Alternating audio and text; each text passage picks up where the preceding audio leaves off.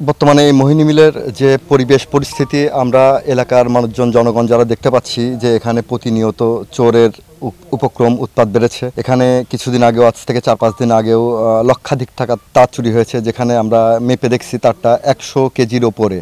হ্যাঁ, যেটার আনুমানিক বাজার মূল্য ধরতে গেলে পারে, আসলে অরিজিনাল মূল্য ধরতে গেলে পারে এটা প্রায় 8-10 লক্ষ টাকার তার। আবার এখানে ম্যানেজারকেও যদি আমরা খুঁজতে আসি আমরা দেখি যে এখানে ম্যানেজারকে পাওয়া যায় না। এই জন্য আমরা এখান থেকে সিদ্ধান্ত গ্রহণ করেছি যে আমরা এলাকায় যারা আছি আমরা এই মোহিনী মিল রক্ষা করার জন্য আমাদের জীবন যান প্রাণ দিয়ে আমরা এই রক্ষা করার চেষ্টা করব। বাংলাদেশ পাট মন্ত্রণালয়ের আন্ডারে লিকুইডেশন সিল করে এটা পরিচালিত হয়। তো এখানে নিরাপত্তা প্রহরী আছে 9 জন আর আনসার আছে 10 জন। তো এদের দিয়ে আমি চেষ্টা করতেছি মিলের পরিপূর্ণ নিরাপত্তা দেওয়ার জন্য।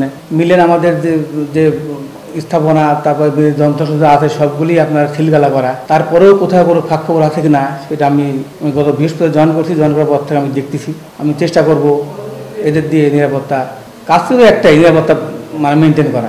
কুষ্টিয়ার ঐতিহ্যবাহী মোহিনী মিলস, যেটি 1908 সালে মোহিনীমোহন চক্রবর্তীর হাত দিয়ে অল্প কয়েকটি তাঁতের মাধ্যমে এই মিলটি প্রতিষ্ঠিত হয়। পর্যায়ক্রমে এই মিলটি যখন দেবীপ্রসাদ চক্রবর্তী কানুবাবুর দায়িত্বে আসে পারিবারিক সূত্রে, এই মিলটি একটি এশিয়া মহাদেশের ভিতরে সর্ববৃহৎ টেক্সটাইল মিল হিসাবে খ্যাত অর্জন করে। কিন্তু দুঃখজনক হলেও সত্য যে ওই সময় থেকেই এই ঐতিহ্যবাহী মোহিনী মিলের উপরে যেন হানা চলে আসছিল সেই সময় থেকেই রাজনৈতিক মহলের থেকে, যে কারণে 82 সালে এই মিলটি পুরাপুরিভাবেই বন্ধ হয়ে যায়। এই মিলের একটি কর্মস্থ হিসাবে আমার পিতাও ছিলেন একজন অফিসার হিসাবে, তার মুখ থেকে শুনেছি বা আমু বুদ্ধি হওয়ার পর থেকে দেখে এসেছি মিলটি ধ্বংসরূপ অবস্থায়। অনেক রাজনৈতিক দল, শ্রমিক সংগঠনগুলো তারা মোহিনী মিলের সামনে মানববন্ধন, আন্দোলন এ নিয়ে সরকার পরিবর্তন হয়, সরকারের সাথে সাথে মোহিনী মিল চালু হোক এই ধরনের কথাও তৈরি হয়ে আসে। কিন্তু 82 পরের থেকে মিলটি লিখিতভাবে 2 বার হাত বদল হলেও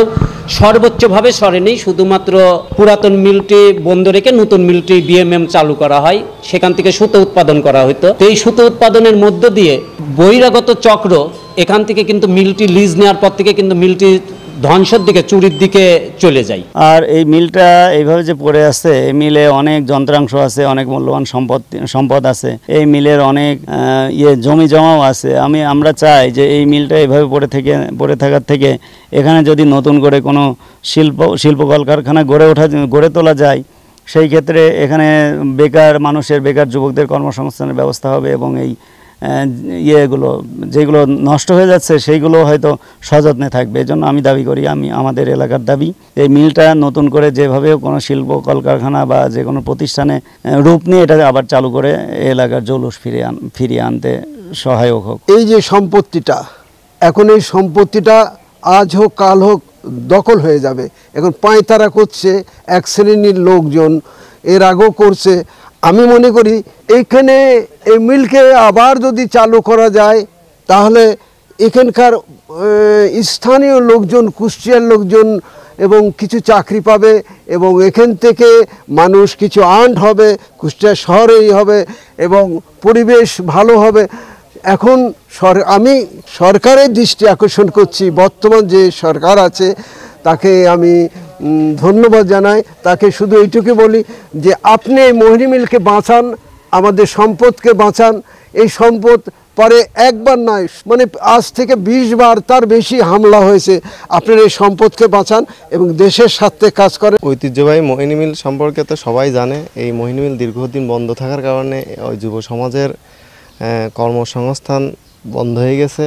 আমাদের মোহিনী মিল এখানে দখলদারিত্ব, লুটপাট, ভাঙচুর, চুরি হচ্ছে। এখানকার নিরাপত্তা বাহিনী ঠিক মতন পাহারা দেয় না, চুরি দেখে না, জায়গা দখল হয়ে যাচ্ছে, জায়গাগুলা বিক্রি হয়ে যাচ্ছে। কিছু টাকার বিনিময়ে সব ঐতিহ্যবাহী সব জিনিসপত্র ভেঙে চুরে লুটপাট করে নিচ্ছে। কোনো ইন্ডাস্ট্রিজ, কারখানা, কোনো শিল্প কারখানা যদি সরকার দিত তাহলে আমাদের সবার জন্যই একটু উন্নয়নমূলক কাজ হতো, আমাদের সবারই উপকার হতো।